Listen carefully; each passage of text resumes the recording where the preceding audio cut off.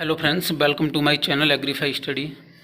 And आज की video में हम बात करेंगे धान की खेती के बारे में, जिसमें हम आपको बताएंगे कि आप धान की खेती में फर्टिलाइज़र का जो मैनेजमेंट है वो कैसे करें, इरिगेशन मैनेजमेंट कैसे करें, बीड मैनेजमेंट कैसे करें। तो ये सारी चीज़ें आज की वीडियो में हम आपको बताने वाले हैं। फ्रेंड्स, ये जो है हमारी इस क्रॉप का वीडियो नंबर पार्ट 2 है। ठीक है, इसका पार्ट 1 हम पहले ही अपने चैनल पर अपलोड कर चुके हैं। मुझे उम्मीद है कि वो पार्ट 1 जो है आपने देख लिया होगा, और यदि अब तक आपने वो पार्ट 1 वीडियो नहीं देखा है तो नीचे डिस्क्रिप्शन में आपको लिंक मिल जाएगी, आप वहां जा कर के वो हमारा जो पार्ट 1 वीडियो है देख सकते हैं। उसमें हमने आपके लिए बताया था इंट्रोडक्शन के बारे में, राइस की इकोनॉमिक इम्पोर्टेंस क्या क्या है, सॉइल कैसी चाहिए, क्लाइमेट्स कैसी होनी चाहिए। ठीक है, एंड मैंने आपके लिए राइस कल्टीवेशन में upland and lowland rice, time of planting, हमने आपको सारी चीज़ें ये उस वीडियो में बता दी थी। क्योंकि क्रॉप जो है काफ़ी लंबी है, और अगर आप मैं एक एक चीज़ आपको क्लियर कट बताऊँगा तो वीडियो जो है ज़्यादा लंबी बनती है, तो इसीलिए मैंने ये जो क्रॉप है इसको पार्ट्स में डिवाइड कर लिया है। तो ये जो है पार्ट 2 है। अब देखते हैं कि इसमें पूरी जो क्रॉप है वो ख़त्म हो पाती है या फिर नहीं। तो फ्रेंड्स, बिना देरी किए वीडियो को स्टार्ट करते हैं। उससे पहले अगर आप हमारे चैनल पर नए हैं तो चैनल को सब्सक्राइब कर लीजिए एंड इस वीडियो को लाइक कर दीजिए, और अपने दोस्तों के साथ में वीडियो को शेयर करें ज़्यादा से ज़्यादा। तो फ्रेंड्स, सबसे पहले मैं बात करूंगा यहाँ पर फर्टिलाइज़र मैनेजमेंट में। तो the optimum quantity of fertiliser needed depends on the fertility status of the field.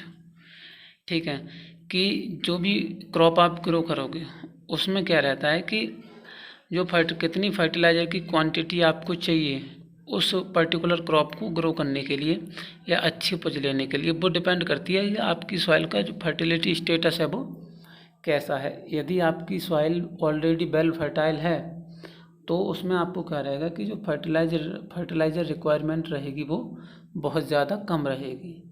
ठीक है, तो यहाँ पर देखिए, a generalized recommendations is 150 kilogram nitrogen, 60 kilogram phosphorus and 60 kilogram potash with 25 kilogram zinc sulphate per hectare.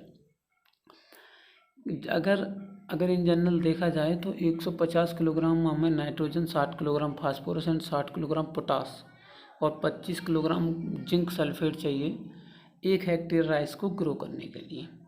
अब यहाँ पर देखिए, आप फर्टिलाइज़र का मैनेजमेंट कैसे करेंगे कि आपको eight the time of planting, ठीक है, या फिर ट्रांसप्लांटिंग, या फिर डायरेक्ट राइस को जब आप डायरेक्ट सीड करते हैं, ठीक है, डायरेक्ट सोइंग करते हैं फील्ड में, उस समय पर आपको क्या करना है कि आपकी जो नाइट्रोजन है उसको 2 भागों में डिवाइड कर लेना है। तो उसका एक part and full dose of potash and phosphorus and zinc sulphate apply at the time of transplanting या फिर direct seed sowing of rice. ठीक है, एंड जो बची हुई हमारी नाइट्रोजन की 50% क्वांटिटी है उसको फिर से 2 भागों में डिवाइड करके, एक तो आप उसे क्या कर सकते हैं कि 25 एंड 45 डेज के अंतराल पर आप दे सकते हैं अपनी राइस की क्रॉप में। ठीक है, तो ये तो हो गया फर्टिलाइज़र मैनेजमेंट के बारे में। एंड अब मैं बात करूँगा यहाँ पर इरिगेशन मैनेजमेंट की। तो irrigation is very critical in direct seeded rice especially at either earlier stage. ठीक है, जो हमारी डायरेक्ट सीडेड राइस होता है, जो हम डायरेक्टली सीड को सोन करते हैं खेत में, उस राइस में क्या रहता है कि जो बहुत ज़्यादा क्रिटिकल है इरिगेशन, ठीक है, शुरुआती स्टेजेस में soil must be kept moist for the first 12 days to ensure complete germination. इस स्थिति में आपके लिए जो डायरेक्ट सीडेड राइस को सोन करने के बाद में 12 दिन तक प्रॉपर मॉइस्चर जो है खेत में बनाए रखने चाहिए, जिससे कि आपका जो जर्मिनेशन है वो कम्प्लीटली अच्छा हो पाए। And first irrigation should be applied a day after sowing, और जो पहली इरीगेशन है वो आपको सोइंग के 1 दिन बाद देनी चाहिए। एंड यहाँ पर direct seeded rice crop does not require continuous submergence and can be safely irrigated when hairline cracks appear on the soil. ये जो आपकी डायरेक्ट सीडेड राइस क्रॉप है वो क्या करती है, कंटिन्यूसली उसको पानी नहीं चाहिए, बट जब भी आपको खेत में जो कहते हैं ना कि हेयर लाइक स्ट्रक्चर कुछ पर्रे टाइप के बन जाते हैं, ठीक है, कुछ स्ट्रक्चर्स बन जाती हैं, कुछ गली टाइप की बन जाती हैं, उस समय आपको पानी देना चाहिए। Moisture stress should be avoided at tillering, panicle and initiations and grain filling stages which are crucial for obtaining higher yield. आपको क्या करना है कि पानी की कमी तब नहीं होने देनी है जब आपकी क्रॉप में टिलरिंग हो रही हो, एंड पेनिकल इनिशिएशन, पेनिकल जब निकल रहा हो, एंड आपकी ग्रेन फिलिंग स्टेज जब आपका दाना भर रहा हो, ठीक है, उस समय पर आपको अपनी खेत में पानी की कमी नहीं होने देनी है। फ्रेंड्स, आगे हम बात करेंगे यहाँ पर बीड मैनेजमेंट की। तो बीड मैनेजमेंट में क्या है कि in direct seeded fields weed are major challenge. जिस फील्ड में आप डायरेक्ट सीड को ग्रो करते हो उसमें जो बीड्स हैं उनके बहुत ज़्यादा चैलेंजेस रहते हैं, ठीक है। Beed control through adequate land preparations, judicious use of water and use of appropriate herbicides. आप बीड्स को कंट्रोल कर सकते हैं जब आप खेत को प्रिपेयर कर रहे हैं एंड उसमें वाटर को प्रॉपर वाटर लेवल बनाए रखने के लिए, and use of appropriate herbicides, और आप हर्बिसाइड्स का यूज़ करके भी धान में जो हमारी बीड्स हैं उनका कंट्रोल कर सकते हो। Therefore essential the crop should be kept free of Beed duration during the first 40 and 45 days after the beads will not influence yield adversely. आपको क्या करना है कि जो शुरू के 40 से 45 दिन तक जो समय रहता है उसमें आपको बीड को क्या है बहुत अच्छी तरह से मैनेजमेंट करना है।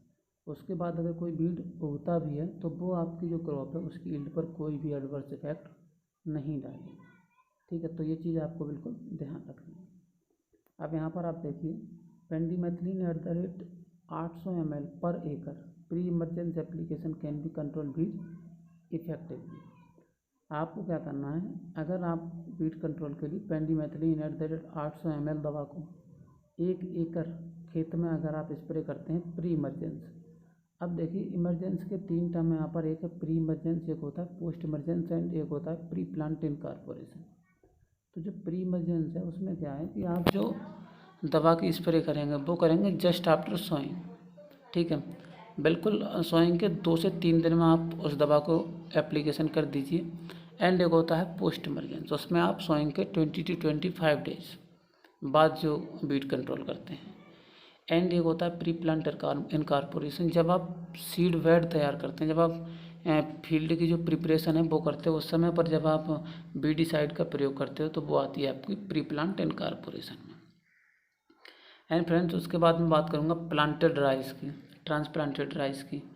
तो इसमें क्या है कि about 45% of area grown under irrigated conditions, ठीक है, predominantly as transplanted crops. Direct seedling of germinated seeds in bed soil is also practiced in area with abundant irrigation water and problems of labor availability। ये transplanted जो rice है उसको क्या करते हैं कि जो 45% ऑफ जो राइस है वो इरीगेटेड कंडीशंस में ग्रो किया जाता है, ठीक है। तो ऐसी कंडीशन में हम ड्राई नर्सरी को नहीं या फिर डायरेक्ट सीड को सोन नहीं करते हैं, पहले हम उसकी नर्सरी बेड बना करके उसमें नर्सरी उगाते हैं, ठीक है। एंड ये प्रैक्टिस हम वहाँ करते हैं जहाँ प्रॉपर इरिगेशन वाटर अवेलेबल होता है एंड जो लेबर की फैसिलिटी है वो भी अच्छी रहती है, ठीक है। एंड अब मैं बात करूँगा यहाँ पर नर्सरी रेजिंग की। तो the choice of method of nursery raising depends on soil type, irrigation, water availability and seasonal factors. There are 3 recognised method of nursery raising. देखिए, आपको क्या है कि यहाँ पर सॉइल किस टाइप की है, इरिगेशन वाटर की अवेलेबिलिटी कैसी है एंड सीजनल फैक्टर्स क्या क्या है, ठीक है। उसके हिसाब से जो हमारी नर्सरी है उसको 3 भागों में डिवाइड किया गया है। तो सबसे पहले आती है हमारी बेड नर्सरी। इसमें क्या करते हैं, seed bed are prepared 25 to 30 days before the scheduled transplanting time. आपको क्या करना है कि अगर मान लीजिए आपको ट्रांसप्लांटिंग जैसे कि आपको ट्रांसप्लांटिंग करनी है 20 जून को, तो आप 31 मई के लिए अपनी जो 25 मई के समथिंग आप जो अपनी सीड बेड को तैयार कर सकते हैं एंड उसमें जो हमारी सीड जो ट्रांसप्लांट जो राइस है उसकी नर्सरी को ग्रो कर सकते हैं, ठीक है। इस केस में आपको क्या करना है कि the total seed bed required is 10% of the total area of transplanting. आपको क्या करना है, अगर आपको मान लीजिए 1 हेक्टेयर में राइस को ग्रो करना है, ठीक है, तो आपको उसकी नर्सरी केवल डालनी होगी 1000 वर्ग मीटर में, ठीक है। 1000 वर्ग मीटर में आप नर्सरी डाल लेंगे तो 1 हेक्टेयर के लिए बिल्कुल पर्याप्त रहती है। तो इसमें क्या है आपके लिए, इसमें भी नाइट्रोजन चाहिए 25 kilogram nitrogen, 25 potassium, 25 zinc sulphate, ठीक है। और यहाँ पर एक आती है ड्राई नर्सरी, एक है यहाँ पर डेपोग मेथड। ड्राई नर्सरी में क्या है कि prepare the seed bed as per wet nursery. जो हम प्रिपरेशन करते हैं सीड बेड की वो तो बिल्कुल बेट नर्सरी की तरह ही करते हैं। In this method dry seeds are sown either broadcast और in close lines and covered with a thin layer of soil.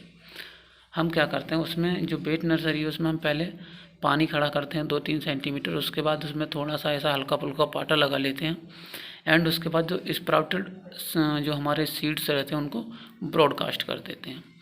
और इसमें हमें क्या करना है कि सीड बेड तो वैसे ही प्रिपेयर करनी है पर पानी नहीं भरना है। इसमें जो हमारे मॉइस्ट सीड हैं उसी को हम ब्रॉडकास्ट करके एक छोटी सी मिट्टी की लेयर से जो है दबा देते हैं। Dry beds are irrigated frequently and उसके बाद में ड्राई बेड को क्या हम इरीगेट कर देते हैं। Seedlings are ready for transplanting 20 to 25 days after germination. जो सीडलिंग आपके वो 20 से 25 दिन में तैयार हो जाती है उसके जर्मिनेशन के बाद, ठीक है। एंड एक जो टर्म है वो यहाँ पर डेपोग मेथड। अब जो डेपोग मेथड ये है, this method is raising nursery has been introduced in India from Philippines. ये जो मेथड है इंडिया में फिलीपींस से इंट्रोड्यूस हुआ। Aldous this method requires more care, ये जो है बहुत ज़्यादा केयर की ज़रूरत रहती है इसमें, ठीक है। It saves water and expenses on nursery uprooting, ये आपके वाटर को बचाता है। Seedling can be transplanted easily over long distance and used in mechanical transplantings. आप इससे क्या कर सकते हैं कि जो मैकेनिकल ट्रांसप्लांटर्स होते हैं उनका भी आप यूज़ कर सकते हैं ट्रांसप्लांटिंग के लिए। आ स्मॉल एरिया ऑफ 30 वर्ग metre is required to raise seedlings sufficient for 1 hectare. इसमें क्या रहता है कि बहुत ही कम एरिया की ज़रूरत रहती है। आप 30 वर्ग मीटर में 1 हेक्टेयर की सीडलिंग जो है वो तैयार कर सकते हैं, ठीक है। और यहाँ पर इसमें कुछ ज़्यादा नहीं है। और यहाँ पर आप देख लीजिए, a mixture of soil and biome is equal proportion is sprinkled as a thin layer before sowing. में इसके लिए तैयार कर लेते हैं। And pre germinated seeds are sown on the top of leaves, ठीक है। इसमें भी क्या करते हैं कि लीव्स वगैरह पर हम सोन कर लेते हैं, उनके लिए ब्रॉडकास्ट कर देते हैं। एंड यहाँ पर at the rate 1 kilogram seeds पर वर्ग मीटर में जो है लगता है। और नर्सरी जो है वो 14 दिन में तैयार हो जाती है। बेसिकली जो जनरली है 20 से 25 दिन में, पर डेपोग मेथड से आप 12 to 14 डेज में आपकी जो नर्सरी है उसको तैयार कर सकते हैं। एंड अब मैं बात करूँगा यहाँ पर टाइम ऑफ नर्सरी सोइंग की। तो इसमें देखिए शॉर्ट ड्यूरेशन ड्वार्फ वैरायटी की आपको क्या करना है, 15 मई से 30 जून तक आप नर्सरी सोइंग कर सकते हैं। And medium duration dwarf varieties की जो नर्सरी है वो आप 15 मई से 30 मई तक डाल सकते हैं। एंड बासमती ग्रुप में फर्स्ट वीक ऑफ जून में आप नर्सरी डाल सकते हैं। तो फ्रेंड्स आज की वीडियो में इतना ही रखते हैं। एंड ये जो क्रॉप है वो आपकी अगली वीडियो में जो है कवर हो जाएगी, क्योंकि अब ज़्यादा पॉइंट हमारे पास नहीं बचे। बस केवल आपको बताना है preparation of main field and varieties के बारे में, transplanting techniques, water management, Beed management and control measures वगैरह जो भी हैं आपके बीड्स के। एंड उसके बाद precautions and system of rice intensification, SRI और गोल्डन राइस के बारे में। उसके बाद हम अब बात करेंगे वीट क्रॉप की। तो फ्रेंड्स उम्मीद करता हूँ कि वीडियो आपको पसंद आई होगी। अगर वीडियो अच्छी लगी हो तो वीडियो को लाइक करें, शेयर करें एंड चैनल को सब्सक्राइब करना ना भूलें। मिलते हैं नेक्स्ट वीडियो में, इसी के पार्ट 3 के बारे में हम आपको बताएंगे। तब तक के लिए पढ़ते रहो, बढ़ते रहो।